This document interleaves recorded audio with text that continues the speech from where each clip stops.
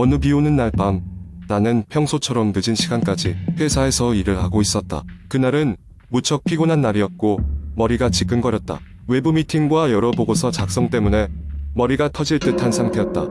일찍 퇴근하는 것이 좋다고 생각했지만 밀린 일을 처리하다 보니 밤 11시가 넘어서야 사무실을 나섰다. 집으로 가는 길에 버스를 타고 가는데 갑자기 비가 몹시 쏟아지기 시작했다. 창밖을 내다보니 비가 내린 만큼 주변이 더욱 어둡게 보였다. 버스는 길고 좁은 산길을 따라 구불구불 지나가고 있었고 나는 창문에 기대 피곤한 몸을 잠시나마 편히하는 중이었다. 갑자기 버스가 덜컹거렸다. 운전기사는 차를 멈추고 무슨 일이 있나 확인하러 내려갔다. 승객들은 모두 지친 얼굴로 창밖을 내다보거나 고개를 숙였다. 나는 그때서야 고개를 들어 도로를 바라봤다. 그런데 힐끗 봤던 그 장면이 아직도 기억에 선명하게 남아있다. 버스가 멈춘 길 한복판에는 누군가가 서 있었는데 긴 흰 드레스를 입고 있었다. 그녀는 머리카락이 젖어 얼굴을 가리고 있었다. 순간 오싹한 기분이 들었고 왠지 모르게 등골이 서늘해졌다. 주변은 비가 너무 세차게 내려서 그녀의 모습이 또렷하게 보이지 않았다. 운전기사는 그 여인에게 다가갔고 나는 조용히 창문을 통해 그 장면을 지켜보았다. 그런데 그녀는 아무 말도 하지 않고 버스 쪽으로 천천히 걸어왔다. 벽을 타고 들어오는 그 불쾌한 차가운 공기가 실내로 스며들면서 버스 안의 사람들 또한 모두 긴장한 듯 조용해졌다. 그녀는 버스 앞문에 가까워지자 갑자기 문득 사라졌다. 나는 순간 눈을 의심하며 다른 승객들에게서 답을 찾고자 했지만 모두가 그저 고개를 돌려 피하기만 할 뿐이었다. 운전기사는 고개를 저으며 다시 버스에 올라탔다. 그리고는 별다른 말 없이 비에 젖은 채 자리에 앉았다. 버스는 이내 출발했지만 이상하게도 그 후로 계속해서 누군가 내 어깨 너머로 나를 지켜보는 기분이 들었다. 차창에는 빗방울이 쉼없이 내려 마치 울부짖는 것 같은 소리를 내며 창문을 두드리고 있었다. 점차 버스 안의 분위기는 더욱 침묵에 잠겼고 그 무언가 눌러오는 압박감에 숨이 막힐 것 같았다. 그렇게 시간이 흘러 내가 내릴 정류장에 다다랐다. 나는 얼른 짐을 챙기고 버스를 내렸다. 그러나 내리면서 느낀 그 기분 마치 누군가가 내 뒤를 따라 내린 것 같은 느낌은 떨쳐낼 수 없었다. 두리번거리며 주변을 확인했지만 거리에는 아무도 없었다. 그저 바람과 빗소리만이 나를 감싸 안아주고 있었다. 집에 도착했을 때는 자정이 가까워지고 있었다. 나는 안도감을 느끼며 뜨거운 샤워로 긴 하루의 피로를 씻어내려 했다. 그런데 그때 갑자기 욕실 거울에 이상한 형체가 보였다. 김이 서린 거울 틈으로 누군가의 손자국이 남아있는 것이다. 그것은 분명 내 것이 아니었다. 순간적인 공포감이 치솟았지만 나는 최대한 침착하려 했었다.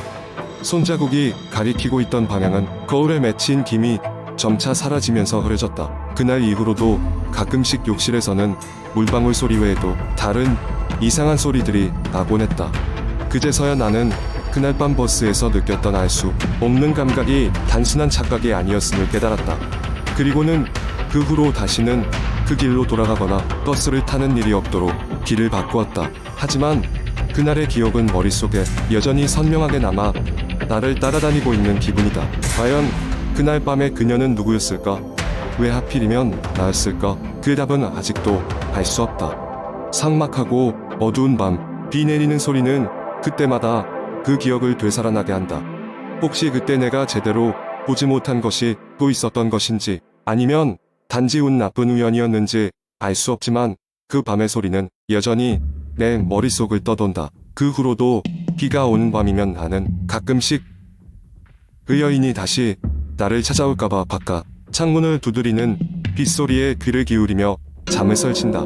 사람들은 종종 이런 이야기를 도시전설이라고 하지만 나에게는 아직도 풀리지 않는 공포의 미스터리로 남아있다. 두 번째 이야기는 대학생인 민재가 여름 방학 동안 외갓집에 머물기로 하면서 시작됩니다. 외갓집은 농촌에 위치한 오래된 한옥으로 민재가 어렸을 때 자주 놀러오던 곳이었습니다. 이제는 할머니 혼자 계셨기 때문에 할머니를 도울 겸 심심풀이 겸해서 몇 주 동안 머물기로 했습니다. 그날 저녁 민재는 할머니와 도란도란 저녁 식사를 마친 후 주변을 산책하기로 했습니다. 익숙한 풍경이었지만 어딘지 모르게 다른 느낌이 들었습니다. 특히 오래된 공동묘지가 있는 뒷산은 서늘한 기운 때문에 자주 가지 않았던 곳인데 묘하게 그날따라 끌리는 느낌이었습니다. 너무 어두워지기 전에 돌아가야겠다고 생각하며 뒷산으로 갈 길을 돌렸습니다. 묘지에 도착하자 갑자기 공기가 차가워지고 바람이 불기 시작했습니다. 마치 자신을 반기는 듯한 느낌에 소름이 돋았지만 민재는 계속 탐험을 이어갔습니다. 그 순간 시야 한켠에서 이상한 움직임을 느꼈습니다. 자세히 보니 한 여성이 하얀 소복을 입고 작은 무덤 앞에 앉아 있었습니다. 민재는 깜짝 놀랐지만 혹시 마을 주민이 아닐까 하는 생각에 조심스럽게 다가갔습니다. 하지만 가까이 갈수록 그 여성의 모습은 희미해져갔고 결국에는 그림자처럼 사라지고 말았습니다. 민재는 자신이 환영을 보았다고 생각하며 서둘러 집으로 돌아왔습니다. 그날 밤 자려고 누웠지만 계속해서 그 여성의 모습이 떠올라 잠을 이룰 수 없었습니다. 그러다가 갑자기 방문이 삐걱거리더니 누군가 문을 열고 들어오는 소리에 놀라 몸을 일으켰습니다. 방에는 분명히 아무도 없었지만 창문 너머로 스산한 기운이 느껴졌습니다. 한참을 멍하니 있다가 두려움을 이겨내고 잠에 빠져들었습니다. 다음날 할머니께 어젯밤의 일을 말씀드렸지만 젊은이들의 장난 같은 거라는 할머니의 말씀에 별다른 답을 얻지는 못했습니다. 그런데 할머니는 갑자기 심각한 표정으로 그 묘지에는 특별한 사연이 있다며 먼 옛날 마을에서 있었던 비극적인 이야기를 꺼내기 시작했습니다. 할머니의 말씀에 따르면 그 묘지에 묻힌 사람은 마을에서 억울하게 죽임을 당한 젊은 여성이었고 이후 그녀의 영혼이 수시로 나타나 자신을 알아봐줄 사람을 찾고 있다는 소문이 돌았다고 합니다. 누구도 그녀의 원혼을 풀어주지 못해서 여전히 그녀는 그곳을 떠돌고 있다는 이야기였습니다. 그날 이후로 민재는 낮에는 할머니를 도우며 바쁘게 지냈지만 밤이 되면 이상하게도 묘한 불안감에 시달려야 했습니다. 그러던 어느 날 밤 꿈에서 그 여자를 다시 보게 되었습니다. 그녀는 묵묵히 민재를 바라보며 무언가를 속삭였는데 그 말은 알아들을 수 없는 옛날 방언이었습니다. 민재는 꾸준히 그 내용을 기록하고 연구했지만 풀리지 않는 수수께끼 같았습니다. 그러다 방학이 끝나갈 무렵 할머니가 마을의 보문서를 보여주셨습니다. 그리고 거기서 민재는 자신이 꿈에서 들었던 말과 비슷한 내용을 발견하게 되었습니다. 그것은 과거의 마을에서 벌어진 불미스러운 사건의 기록이었고 여성의 억울함을 호소하는 절박한 메시지였습니다. 민재는 마지막 날 밤 그 메시지를 자신의 언어로 바꾸어 묘지 앞에서 읊으며 그녀의 영혼을 달래주었습니다. 그 순간 기묘한 평화로움이 감돌며 마치 뭐라 못할 안도가 느껴졌습니다. 그리고 이상하게도 그날 이후로 그 여성의 모습은 더 이상 나타나지 않았습니다. 민재는 방학을 마치고 학교로 돌아왔지만 그 여름의 경험은 평생 잊지 못할 기억으로 남았습니다. 가끔씩 외갓집에 방문할 때마다 그녀의 무덤을 찾아가 인사를 건네곤 했습니다. 그곳에는 더 이상 차가운 기운도 이상한 소리도 들리지 않았고 민재는 그때의 작은 용기가 한 영혼을 구원했음을 믿고 있었습니다. 세 번째 이야기. 한국의 인터넷 커뮤니티에는 수많은 공포 이야기가 공유되고 있습니다. 이러한 이야기들은 사람들이 직접 경험한 기이한 사건이거나 혹은 상상력을 동원한 창작물들이 많은데요. 여기서는 그런 공포썰 중 하나를 길게 구성해 보겠습니다. 어느 조용한 시골 마을에 수연이라는 여대생이 있었습니다. 그녀는 긴 여름 방학을 맞아 도시 생활을 떠나 할머니 댁을 방문하게 되었습니다. 할머니 댁은 오래된 한옥으로 작은 산 중턱에 자리 잡고 있었죠. 주변에 이웃이 거의 없었고 밤이 되면 산과 숲에서 들려오는 자연의 소리 외에는 어떠한 소리도 들리지 않았습니다. 수연은 오랜만에 만나는 할머니와 즐거운 시간을 보내며 한편으로는 그 고요한 한옥과 울창한 산속에서 느껴지는 알 수 없는 불안감에도 신경이 쓰였습니다. 그러나 곧 그곳의 평온한 일상에 익숙해졌고 매일 저녁 할머니와 함께 마당에 앉아 별을 보며 차를 마셨습니다. 어느 날 밤 수연은 그날의 더운 날씨 때문에 잠에서 깼습니다. 시계를 보니 새벽 2시였고 창문 밖에서 부스럭거리는 소리가 들려왔습니다. 그녀는 처음에는 바람에 나뭇잎이 흔들리는 소리라 생각했지만 점점 더 이상한 느낌이 들었습니다. 그래서 창문을 살짝 열고 밖을 내다보았습니다. 달빛이 환하게 비추는 마당엔 형체를 알 수 없는 어두운 그림자들이 서성이며 움직이고 있었습니다. 순간 소름과 함께 두려움이 몰려왔고 수연은 황급히 창문을 닫았습니다. 그녀는 침대에 누워 이불을 뒤집어 쓰고 숨을 죽였습니다. 이내 억지로 잠에 들었죠.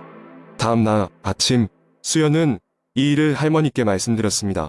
하지만 할머니는 그저 가볍게 웃으며 아마 족제비나 산짐승이 내려온 걸 거야 라고 말씀하셨습니다. 수연도 그 말을 듣고 안심하며 그날의 일은 단순한 착각일 거라 여기기로 했습니다. 며칠 후 밤 수연은 늦게까지 할머니와 수박을 먹으며 이야기를 나누고 있었습니다. 그날따라 공기가 무거웠고 숲에서는 이상한 기운이 감돌았습니다. 할머니가 먼저 잠자리에 들고 수연도 곧 방으로 들어갔습니다. 그러나 이상하게 잠이 오지 않았습니다. 자정이 가까워질수록 그녀는 불안감에 사로잡혔고 인터넷으로 친구들과 대화를 하며 시간을 보내려 했습니다. 그러나 갑자기 인터넷 신호가 끊겼습니다. 그때 멀지 않은 곳에서 누군가의 흐느끼는 소리가 들리기 시작했습니다. 수연은 이 소리가 집 안에서 나는 건지 밖에서 들려오는 건지 분간할 수 없었습니다. 그녀는 두려움에 떨었지만 결국 용기를 내어 방 밖으로 나갔습니다. 거실에는 달빛이 희미하게 비추고 있었고 문틈으로 작은 그림자가 움직이는 것이 보였죠. 숨을 죽이며 문을 열었을 때 보이지 않던 창문 너머로 다시금 그 어두운 그림자들이 떠올랐습니다. 수연은 목이 메어 소리도 지르지 못한 채 다급하게 할머니 방으로 뛰어갔습니다. 하지만 할머니는 자리에 계시지 않았고 방 안은 불안함으로 가득 찼습니다. 순간적으로 등 뒤에서 인기척이 느껴졌습니다. 수연이 돌이켜보려던 순간 어떤 시리고 차가운 손길이 그녀의 손목을 붙잡았습니다. 그 묵직한 기운을 저항할 수 없던 수연은 그만 기절하고 말았습니다.